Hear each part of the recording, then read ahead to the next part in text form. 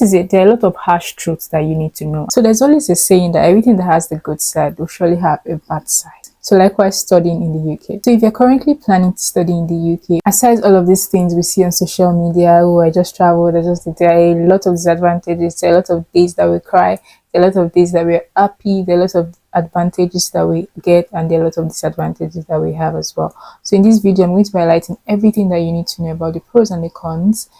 And if that interests you, keep watching. Don't forget to like, comment, subscribe, and let's get right into the video.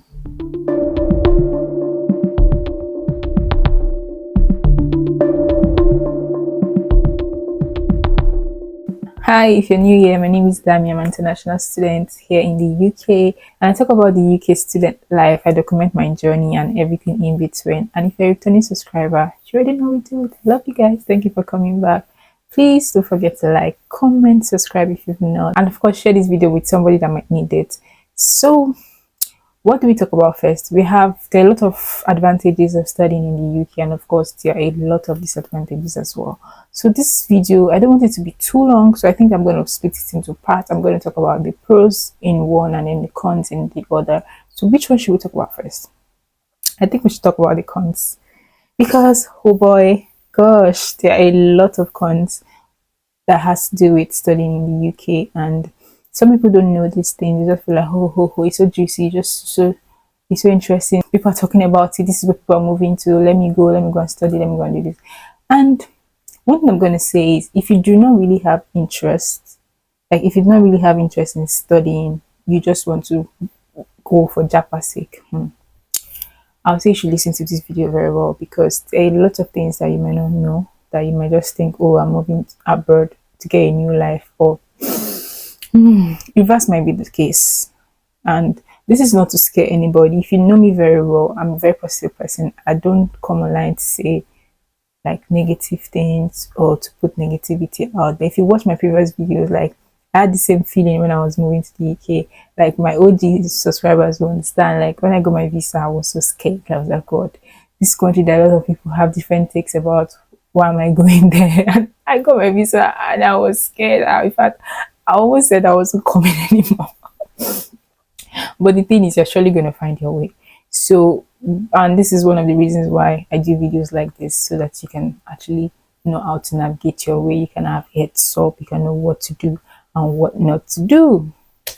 So the first thing I'm going to say is, this place is expensive. So if you don't have money, right? If you don't have money, I would say save up first before coming, because before you know it, all your money is just far. Everything is just flying around. I know some of my friends that came in here with about how much did that approval funds again? That came with approval funds money, like we came to approval funds money and all that. But housing alone in the city where I live, the cheapest house you're gonna see is £500 per month, which is about, how much is that? 1 million plus in a month. So imagine you bringing about 10 million naira, aside from feeding, aside from paying your tuition balance, aside from maybe, how much do you have left? Zero. So it's actually very expensive. And I'm going to say, if you're coming, please come with a lot of money. It's a very beautiful place, very beautiful city. And what I tell people when people complain is, this is a country that works. So for you to get all the facilities, you have to pay for it. And it's not like a country where you say, oh, I don't want this one, don't put it in my bill. Everything is bills inclusive. You're getting an apartment, a shared apartment, or whatever as a student. Everything is bills inclusive. If you like, don't use it, you will pay for it. That's the way the country is programmed, and you have to understand that. So there's no how you can say, okay, me, I'm not using light, or remove my own light, I don't want to pay for light. It's not possible. Do you understand? So you have to be prepared. Everything is expensive in terms of housing. I'm not like comparing it to other countries. I'm comparing it to my own home country now. Let's say if you're from Africa or something, from Nigeria, we don't pay like weekly or monthly. It's like a year. So if we will pay 2 years, like that's how we pay. So here, coming to a space where you now start paying monthly. If you don't have, especially if you don't now have a job, you're barely able to secure a job on time or more. It's a lot. So That I don't want to go deep into that, but you have to prepare. You have to prepare. You have to have money. Talk about transportation. Transportation is, though there are a lot of like I said in my previous video, there are a lot of rail cards and student discounts you're going to get. But if you get an apartment that is far away from your university, you're going to be spending a lot of money on transportation. You don't even want to imagine. Imagine taking train to school every day and you're spending like say £10, £15 every day.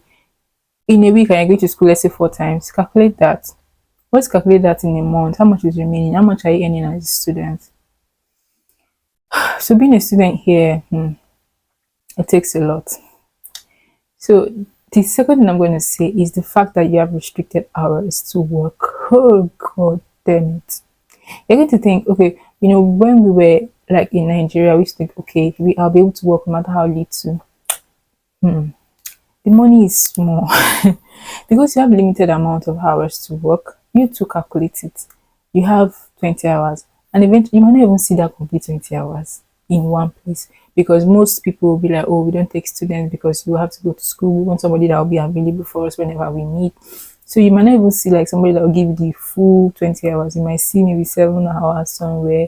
You might see 8 hours somewhere. You now start looking for like shifts in a whole week just to balance your 20 hours. And a lot of times you don't even get to see. Sometimes it might be 8 that you do, sometimes it might be 10. If you're lucky, you get a contract that actually gives you your 20 hours, but sometimes it's rare. So imagine having to earn that little, then having to save up money, and then you're paying bills, you're paying for your rent, you're transporting yourself to school. I'm going to start talking about feeding because I feel like feeding is still quite depending, sure. Feeding is still okay, especially if you're not into African food. But if you're into African food, because food is expensive. Hey, I've I think I've done a lot of ranting about that one in my previous videos, but it's a lot, and I understand the fact that they are importing from Nigeria, from other parts of Africa, and all that. So it's expensive, so it still boils down to have a lot of money. So the fact that you have limited hours alone, can drain you. And I understand why it's like that because if they give international students the opportunity to work, a lot of people will not go to school and be working because school is full-time job. School is full-time job. So if, like I said earlier, if you're not really like interested in studying, it's going to frustrate you because if you just want to do it for Japa sake, oh, let me just Japa, let me just go and work, let me go. That work, you'll not be able to work it because once they see that you're on a student visa, they will not give you more than 20 hours. And if you try to do maybe multiple places, 20 here, 20 there, 20 that one, eventually it's going to like affect your studies because you will not be able to meet up with class because school is full-time job. I used to say it. School is full-time job. You have assessment, you have tests, you have assignments, you have everything, dissertation, you have to attend lectures. If you attend a school like mine, you cannot miss attendance. You have to have attendance, 100% attendance. There's no how, unless you are dying like this, you are sick and they can say, okay, yes, you are sick. You cannot give excuses. They're just going to report you to home office. So it's a lot in that part. So I hope that it makes sense. And again, tuition, even though you're going to pay like part of it from your home country, but I think a lot of people do not understand that that money is expensive, especially when you're from Africa, like our home country. We see that, okay, I'll find my way around there. I just want to leave. I just want to leave. And some people go and enter into school fees of 15K. I've seen people go to schools of 30K. Do you know what £30,000 is? My sister, my brother, if you don't have that money, you suffer. Especially you're now going to schools that they're going to like hold your neck for tuition balance immediately you resume. You think you'll be able to work and get that money. It's not possible. It doesn't work that way. I think I'm going to do another video because a lot of people have been asking me, how is it possible for you to pay your tuition balance? How will I pay my tuition balance? Is it possible for me to work and pay my tuition balance? If you want me to do that video, like to actually explain, maybe using my own scenario and all that, let me know. So I'm going to try to film that because it's not actually a very comfortable video to film because a lot of people have something that's very controversial. So, but let's be real, it's hard. It's really hard.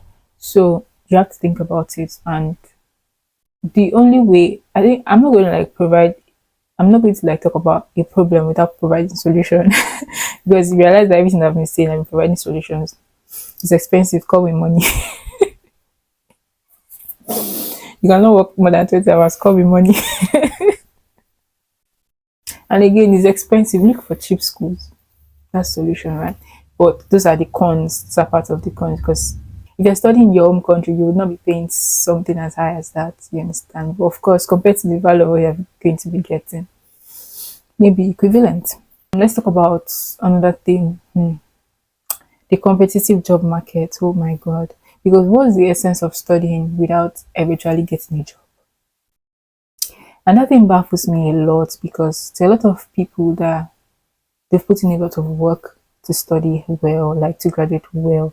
And when it comes to getting a job, it's an us like it's difficult. Like it's a whole journey on its own. Like getting a job is like you are signing up for a full-time job to get a job. If you know what I mean, it's like it's a lot of rejections here and there. So the job market is highly competitive, very, very competitive. So that's why you're gonna see a lot of graduates, people that have distinctions, people that have been working in high places in their home country, maybe they are bankers, they are lawyers, they're gonna get here, finish their masters, and they'll be doing care jobs, support jobs, warehouse jobs. Like it's just crazy, and that's the way the job market is. I don't know for other countries, but I know that I have few friends in Canada and United States as well. I think it's a global thing, but I believe this UK one is just it's hard. So it's not as if you cannot get a job or anything, but you know, when the percentage of something is so like when the percentage ratio is not just adding up, like you see 100 people and you're seeing maybe just maybe 5 or 10 people that were able to get a job out of 100, you know, it's just crazy, and that's the way it is. So you have to be exceptional, you have to develop yourself, you have to get a lot of certifications, you have to get experience at least to be able to get an interview. It's just a lot, but I know that a lot of people are also still getting these jobs, but it is competitive. That's the point there. You know, it's something, you know, I think when in our home country we used to think, okay, our country is hard, there's no job, this that, that. You know, the belief is that when you come to like a developing country like the UK, you get to get better. But more, it's a lie. It's not. I don't even know which one is worse. But people are doing it too. You just have to be positive. But that's like one of the disadvantages. Job market's very competitive. That's very true. And the next one I'm going to be saying is the weather and then how it affects your mental health, especially if you don't have anybody here in the UK and maybe you're just all by yourself. Maybe your apartment, you just got an apartment where you're the only one. You're most likely going to get depressed because the weather here, some days are just grey. And not to explain it. Especially this winter period, like you can easily get depressed because there's no sun. Before 4 o'clock, everywhere is dark. The day will not break until like 8 a.m. Like it's so depressing. Like that's I'm not even gonna lie about that. But if you have friends, you have family, you know, you might not really feel it, and then you're probably busy, and maybe you are mobile, you have a car, or like maybe when you don't have a car, you have to jump buses, and before you know it, it's already like I don't. Like, there's also a way it affects your psychological health, like your mental state of health, because you know me, for example, once I see that everywhere is dark, like it's a way it lowers my morale. Like you coming out and you're not seeing sun, you're not seeing everything active, everything will just be grey, everything will just be white. Just what's going on? It's frustrating that a lot of people complain about it, but as time goes on, you just get used to it, and especially if you don't have friends, you know, it's going to be hard at first, but eventually you'll be able to cope with it. So another thing is the visa regulations and all that. It feels like every market day there's a new regulation and it's already tiring. You know, you can no longer come with your dependent if you're studying, if you're not on a research program. You it's just a lot like every other day. Now they're saying they want to extend the duration of your permanent residence. The see all those things. I don't like talking about those immigration things, but it's just like every other day there's a news like surrounding immigration, and they just want to like cut down immigration, and all those things can be traumatizing sometimes. You just pick up one morning and then you see a news and be like, am I still even illegal? Am I still even a legal person in this country? It's a lot. It's a lot. I have a friend. If my one of my friends used to say that you can wake up one morning and just realize that you're an illegal migrant in the UK, because they're just gonna say if you're on one CO, especially people that are on sponsorship from their job and all that, you're just going to hear if you arrive so late, you might not be eligible for so days, you might need to, your dependent might need to. There's just a lot of things going on at the same time. And understand that there's a high number of people coming into the country, so they're looking for how to like cut down the immigration. But still, I feel like there are other ways of doing it without like coming up with new things like every market day. But it's a country, and that's the way the things are here. So you should be flexible, and you should also like you should always like have plan A, plan B, plan C, because anything can just change in this country. So that's like one of the cons, because that thing alone, I remember when I was moving from Nigeria, a lot of things changed like within 3 months. There were a lot of things changed. Like now they've already increased the proof of funds again. You know, before the next 3 months again, something will stop.